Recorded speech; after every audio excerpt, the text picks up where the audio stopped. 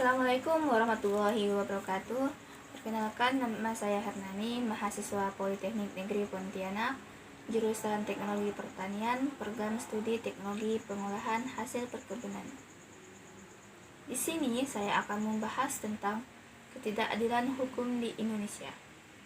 Indonesia adalah negara hukum yang menjunjung tinggi hukum dalam segala aspek kehidupan. Hukum digunakan untuk menjaga keteraturan di masyarakat dan pemerintah. Hukum tidak memandang sebelah pihak atau yang dikenal dengan istilah adil.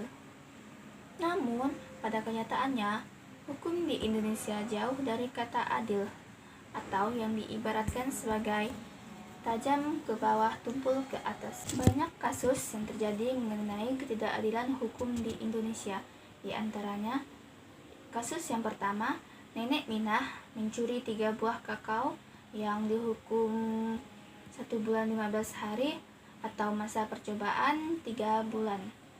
Kasus yang kedua, seorang kakek bernama Busrin yang menebang pohon mangrove mendapat hukuman selama 2 tahun penjara atau denda 2 miliar. Kasus yang ketiga, seorang kakek yang berusia 76 tahun atau yang bernama Klijo langsung ditahan yang dituduh telah mencuri standan pisang yang bila dijual hanya seharga Rp2.000. Dari kasus-kasus yang terjadi di Indonesia, sebenarnya hukum di Indonesia menggunakan Pancasila sebagai landasannya, terutama Pancasila ke-2 dan Pancasila ke-5 yang berbunyi kemanusiaan yang adil dan beradab, serta Pancasila yang kelima yang berbunyi keadilan sosial bagi seluruh rakyat Indonesia.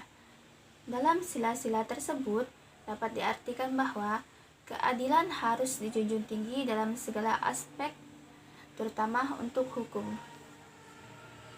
Keadilan hukum juga diatur dalam Undang-Undang Dasar Negara Republik Indonesia tahun 1945 pasal 28 ayat 1 yang berbunyi hak untuk hidup, hak untuk tidak disiksa, hak kemerdekaan pikiran dan hati nurani, hak beragama, hak untuk tidak diperbudak, hak untuk diakui sebagai pribadi di hadapan hukum, dan hak untuk tidak dituntut atas dasar hukum yang berlaku surut, adalah hak asasi manusia yang tidak dapat dikurangi dalam keadaan apapun. Pasal tersebut menjelaskan tentang HAM dalam bidang hukum bahwa manusia berhak atas keadilan dan perlakuan yang sama. Dari penjelasan yang telah dipaparkan, apabila hukum di Indonesia tidak berlandaskan Pancasila, maka dapat menimbulkan dampak yang buruk bagi kelangsungan hukum di Indonesia, yaitu kepercayaan masyarakat kepada hukum, terutama pada aparat penegak hukum akan turun, kejahatan yang dilakukan kaum kaya akan semakin tinggi dikarenakan hukum bisa dibeli oleh mereka, dan rakyat miskin semakin miskin karena terbebani oleh hukum yang berat. Sekian yang dapat saya sampaikan. Wabillahi taufiq wal hidayah. Wassalamualaikum warahmatullahi wabarakatuh.